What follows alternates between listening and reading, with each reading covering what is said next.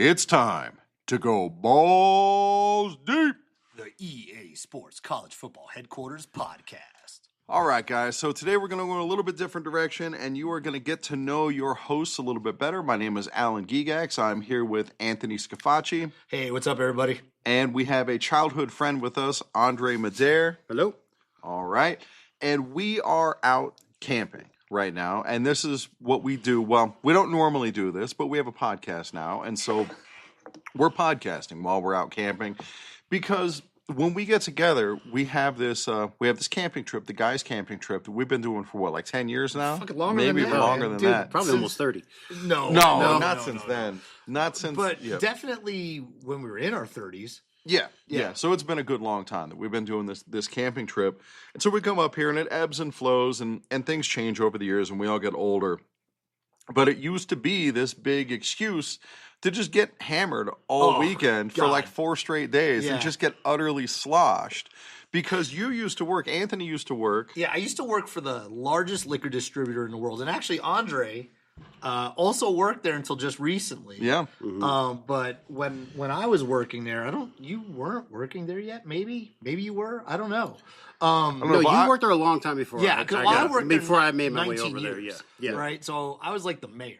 Right, and I also worked there for a while with Anthony, and I digress already. Yeah, go ahead. Because, so we had, it was a service job where we would fix bar equipment, and it was on the Strip in Las Vegas, and so we would be on call, essentially, and so, like, we had routine maintenance stuff that we were supposed to do, but we would just fuck that. Yeah, we're not doing that. We worked graveyards. Yeah. So we worked till like 4 in the morning. Yeah, we'd work like 5:30 to 4 or something like that. And so at the time, the industry that we were working in, there wasn't a ton of work, but they still needed us around.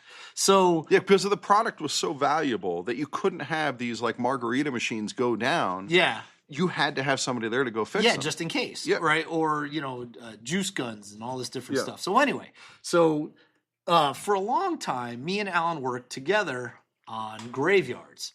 And so we would come in and immediately start to fuck off. Yes. Like within minutes of clocking in, if there was nothing pressing, it was like, how can we go fuck off? Yeah. Right? And so we would do all kinds of stupid shit that would probably have gotten us fired, but this is way before GPS. Yeah. This is like we barely had a cell phone. Yeah, we barely had a cell phone. Yeah.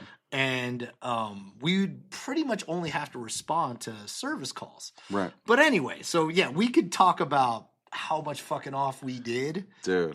For probably a couple of podcasts. Including going home and playing college football. Yes, including going home. Yeah, dude, that's one of the reasons I got so good at the game. Right. Is I would go home and for like 6 straight hours just play head-to-head games online. Yeah, on the clock. Yeah, on the clock. I was getting paid. I don't think you were playing online back then. Oh, no. Yeah, they had it online. So. It was like one of the first iterations where they had it online. And so I would play online. Dude.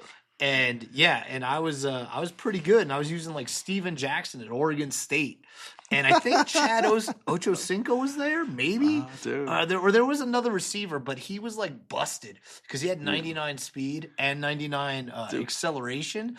And so, dude, he was like a fucking... I seem to remember Keyshawn Johnson being unstoppable. Oh, he was on USC, and Steve Douglas used him. There you go. And Steve Douglas had like 186 receptions in a season because all he would do is throw to Keyshawn every fucking there play. You go. Yeah. Good times. So, Andre, when you worked there, pretty much the same thing, right? You had the same experience? No, not so much. Yeah, he came in there in the post-GPS days. Right. So, but anyway. And I worked days. You guys were working grays. Yeah, so that's anyway, true. when we would come up to this camping trip, I would bring... Oh, yeah, because we get free stuff. Free alcohol. I would bring like a case of alcohol. So like 12 bottles of whatever the fuck I wanted. Yeah. And so it was like rum, vodka, whiskey, you name it, I had it. And we had beer on draft. Yeah, and we had draft beer while we were bring camping. up a keg. Or 4 kegs. In one instance where we brought up 4 mini kegs. Dude. And we had 4 different types of draft beer. And I remember on that particular trip, this is pre-having kids. This is pre-marriage. Yeah, we were like in our 20s or 30s back then. Yeah, like I said, early 30s or whatever. Yeah, probably, yeah. Yeah, and so we would come up here and basically from the time we got out of the car, as soon as we got the alcohol online, we were drinking. We were drunk all day. And we would get so utterly hammered, like blackout drunk hammered. And Alan, your fateful host here, right? This was when he used to drink to drown out the pain of whatever was going on in his life. Yeah, so I was always a person who would drink for effect. You know, and people would say, well, why can't you have just one beer? Well, why would I bother having one beer? That's not going to get me where I need to go. Don't be a pussy. Yeah. And so, I would just drink until I was drunk. And then once you're drunk, you make bad decisions. Yeah. And so then you keep continuing to drink. Exactly. Right? Yeah. So one trip, but I wasn't the hardest drinker among us. Oh, no. It was Rex. There was, Rex, who was a very successful person today. Yeah, dude, totally successful. Yeah. But that dude can just put it away. Yeah, and he would drink like power drink. Yeah, and just nonstop. Yeah, and so but he held it together better than you did. Oh, dude, because he did it all the time. Yeah, and so I'll tell it. So I get up, we get on this camping trip, and Rex and I show up this early. Is Navajo Lake. Yeah, Navajo Lake in outside Cedar City. And we get there, and it's raining. And so we're just kind of stuck under this tarp or under this pop-up shelter with nothing to do. And so we start playing dominoes and drinking. Yeah. And Rex drinks at this fever pace.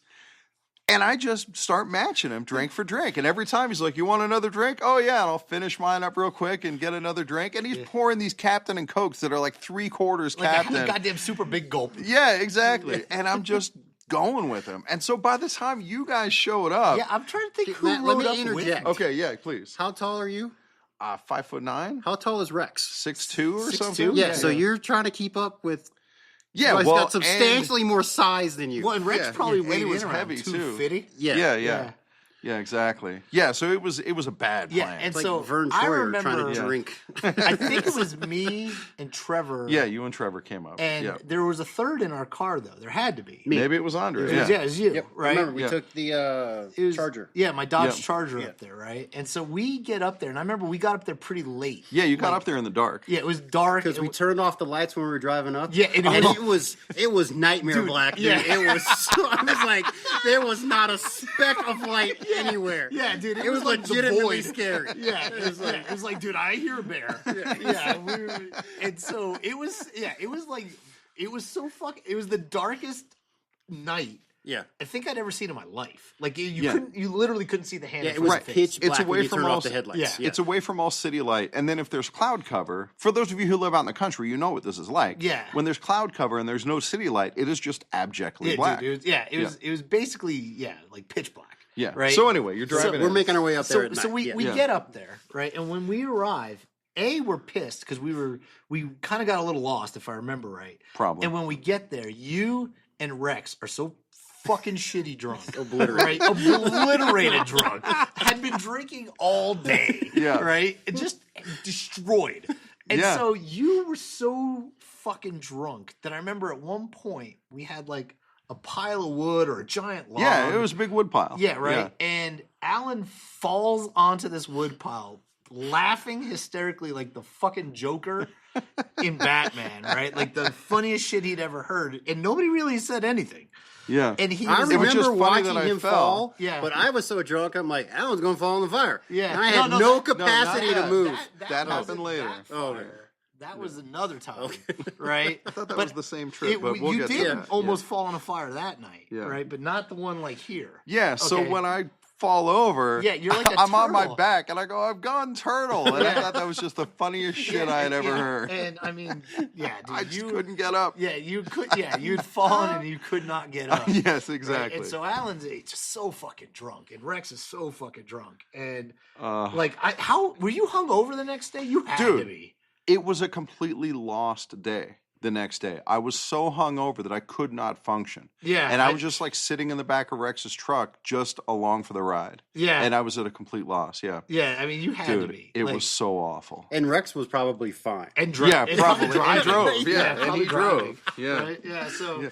Yeah, that night we had to go get more beer and Rex drove. Yeah. No, that's not true. Right. So anyway, this type of, for that period of drinking in your life, right? You used to go hard, right? Yeah. And it was, I don't know, maybe a 10-year stretch or something. Yeah, I mean, probably. from in early 20s, Like is the probably piano when it bar started, days. right? Yeah. Yeah, but it was always like I wasn't a daily drinker. But No, if binge drinking. but if I drank, I would drink to Oh, excess. dude. Exactly. So yeah. just like my story I've told a million times, that like I went to the doctor. Oh yeah. Yeah, Go ahead. and the doctor asked me, "How many drinks do you have a day?" And I was, 0, right? Maybe one, maybe. Yeah. And then, but on the same questionnaire, it said, "How many do you have in a week?" And 14, right?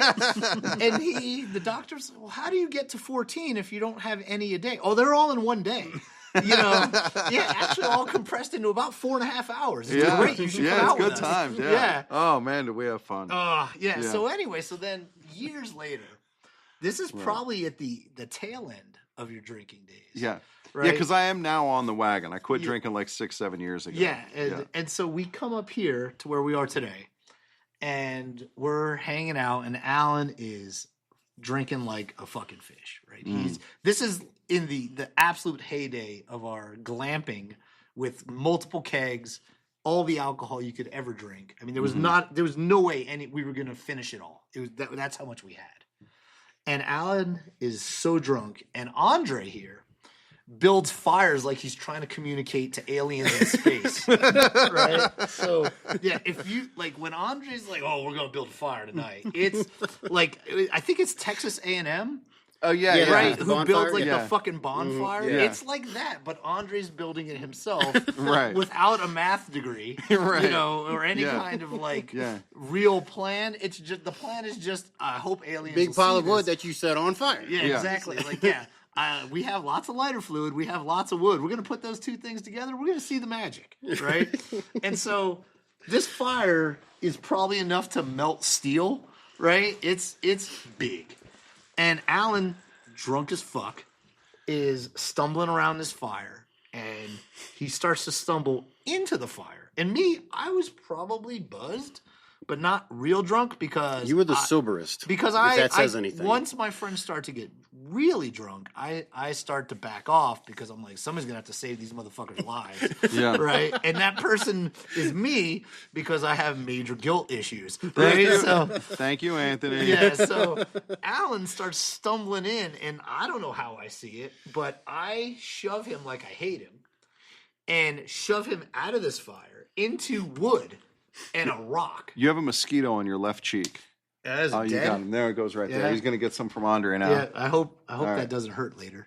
Yeah. Anyway, so those, like I said, that was some real. Yeah. So you shoved me good. Yeah, I Kept shoved me out you of that good, fire. and you did not. I saw burn. it happening. I was in no condition to move Yeah, for Rex help. probably just laughed. Yeah, I just saw him fall. Like, I don't give a fuck. Ooh, I don't And that might have been the same. Yeah, basically. That might have been the same trip where I was pissing in the horseshoe pit. Yeah, maybe. I don't know. And I'm just over there pissing, and like somebody says, "Alan, look out, man! You're pissing on the whatever it was." Yeah. And I turn, and I'm like, "No, I'm not." And as I turn, it throws off my equilibrium, and I start stumbling off to the side, Yeah. and eventually fall over. And there's just this line of piss along the ground as I was going along trying to recover myself. Yeah, it's good. Oh, good times. dude, those are good times. Yeah, and so. So yeah. that's where we are now, back up at our favorite campsite. And shit, I think, Andre, you're the only one drinking. Yeah. Yeah, I Dude, know. we're getting old. We talked Yeah, about it's embarrassing. on the way up here. This might be our first dry trip. Yeah, but Right. thankfully, Andre saved us Andre from that. saved us Thanks, from Andre. that. You're a team player. Yeah. Yeah, we Turned into a appreciate- bunch of pussies. Yeah, Yeah, dude, it's true. dude, I just can't do it anymore, man. And now, Yeah. when I bring my kid up here and everything like that, I can't get drunk because I'm like, what if something happens to him? Then his mom will kill me. She Yeah. would. She Yeah, would. she would kill me. I would just not go home. Is what I Right. would do. Is I would just flee the country. Change Yeah. your name and Yeah. Yeah. I might try to swing home to get the PS5. Yeah, right. 'cause, Yeah, play college that- football. Yeah, Right. Send your subpoena to Yeah, Rich yeah. Coast 385. Yeah, exactly. Yeah. Right? Yeah, because I'm gonna be in fucking hiding. I'm gonna move to Nigeria. Right, yeah, Yeah. there you go. Yeah. Yeah. You'll be our only legitimate Nigerian on the page. Yeah, so, yeah, Yeah, you don't know about this, but since we have this big giant Facebook group, it gets flooded with spammers. And it's always this battle to try to get the spammers off the page. And so we can see all these demographic information. And then we see number one country where we have most people, of course, the United States. Yeah. Number two, by a wide margin, way, way behind, is Canada. Yeah. And then number three, Nigeria, right? Yeah. So I don't know how much you know about college football, but it's not big in Nigeria. Right. yes, exactly. They got other things they're worried about. They are not watching a lot of college football in Lagos and Port Harcourt. And you know how much I have to deal with these Nigerians are? Is I now know cities in Nigeria, right? And I've also got to the point where just on profile pic alone, I can look at it and be like, that's a motherfucking Nigerian, right? And so I go home when I was working at night. I recently switched to a day shift. When I was working at night, I would get home and I would lay in bed next to my wife's asleep and everything like that. And I would start hunting Nigerians, right? To try to remove them from the fucking page. Right. Right. And so I've become like the guy from fucking, what's the Inglorious Bastards, right? The Nazi hunter. Yeah, I'm like the Nigerian hunter now. And, or he's the Jew hunter. Yeah, he was the Jew hunter. But that's yeah, right. I'm trying to fucking find all these Nigerians. Yeah. And so, yeah, it's gotten to the point where it's like, I fucking profile picture, I look at their name, I'm like, that's fucking Nigerian, right? It's a sickness. Okay? Right. It is, dude. Yeah. But the page has never been better. No, the page has never been better. Yeah. So anyway, we're out here camping, and we have these fun conversations around the campfire. We're always laughing around the campfire, and there's always this thought, like, man, if we could bottle this conversation and put it on the pod, but it'll never work because once you get the microphone in front of you, it's not the same. Sure. Because one of the big things is when you're podcasting, you have to keep talking. Yeah. And we'll be sitting around the fire and we'll have a gap, where nobody says anything. And then something else comes up. Yeah, an uncomfortable silence. There's nothing uncomfortable about it. Yeah. I'm watching the fire. We've known each other. Yeah, we're hypnotized by our right. By that gigantic fire. Yeah, exactly.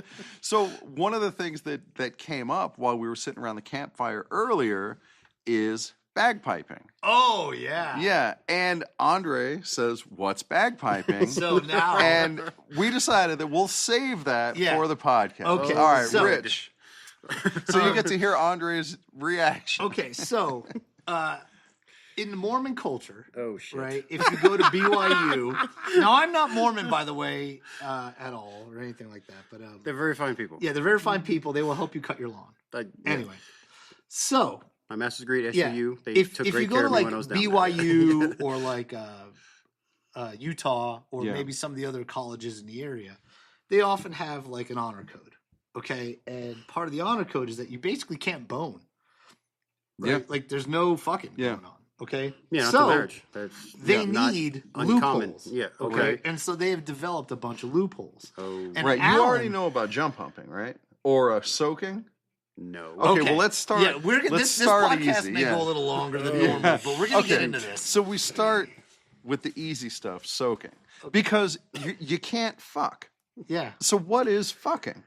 Well, fucking is friction. Is when a man and a woman love each other very much, or maybe just for a few hours. Yeah. And or not at all. Yeah, or not at all. Yeah. And the man sticks his penis inside the woman, and then they rub back and forth until the man ejaculates, and that's fucking. Mm-hmm. So if you just put your penis inside, but then don't do anything, that's not fucking. Yep. That's just cuddling. Soaking.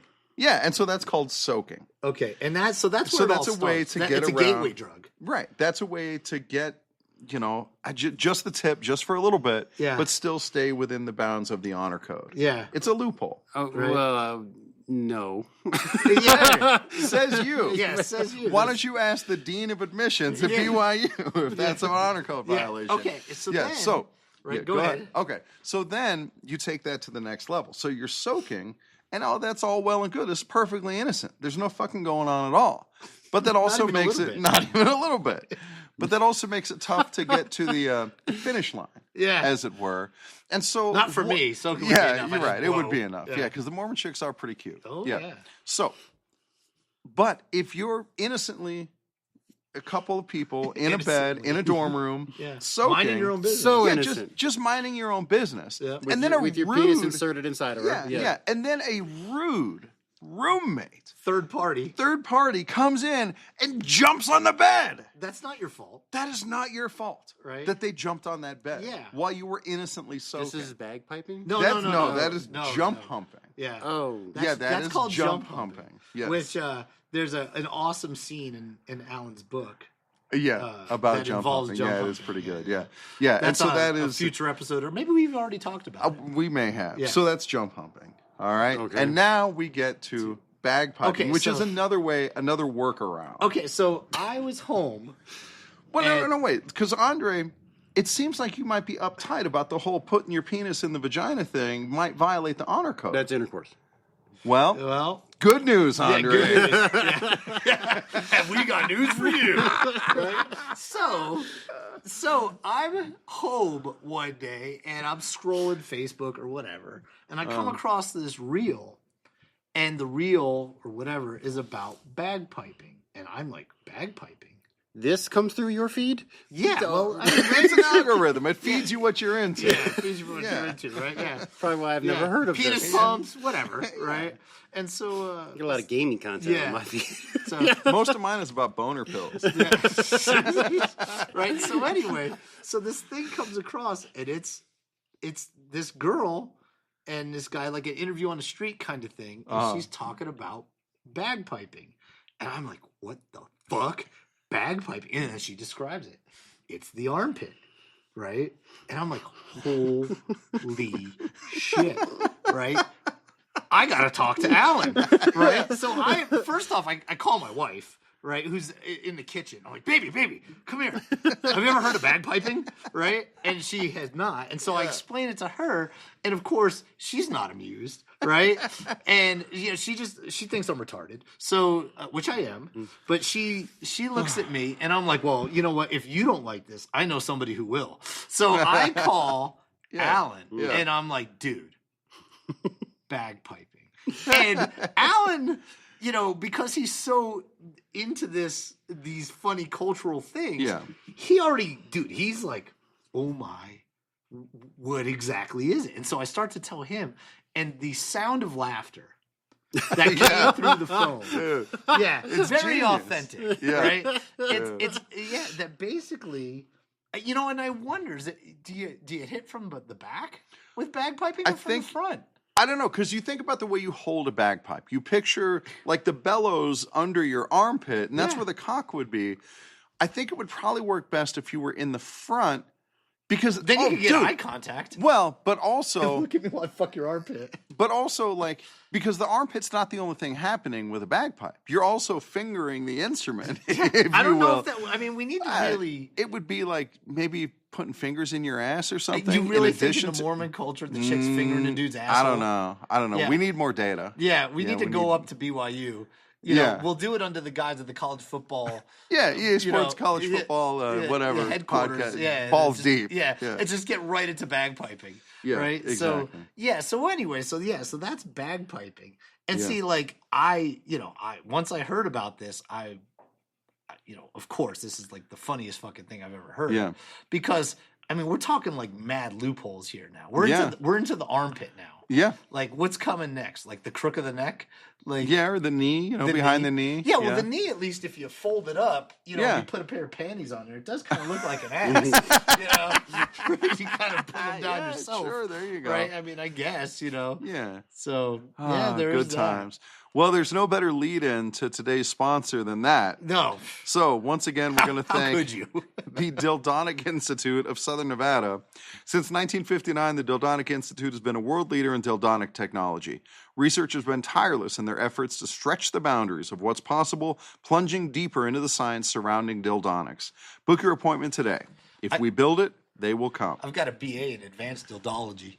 Yeah, exactly. Yeah. Dude, they could use, courses like this up at BYU. Maybe they wouldn't have to resort to bagpiping. Yeah, I wonder where that falls on the spectrum there. It's self-abuse. They call it. Self-abuse? Yeah, like masturbating. They call it self-abuse. Well, yeah. They must have got that from me because I'm like, scream all you want, nobody's gonna hear you. Exactly. All right, and on that note, Andre, I'm sure you regret it, but thank you for joining us again. No, I don't regret it. That's fine. All right. All right. Take it easy, everybody. Bye, everybody. All right.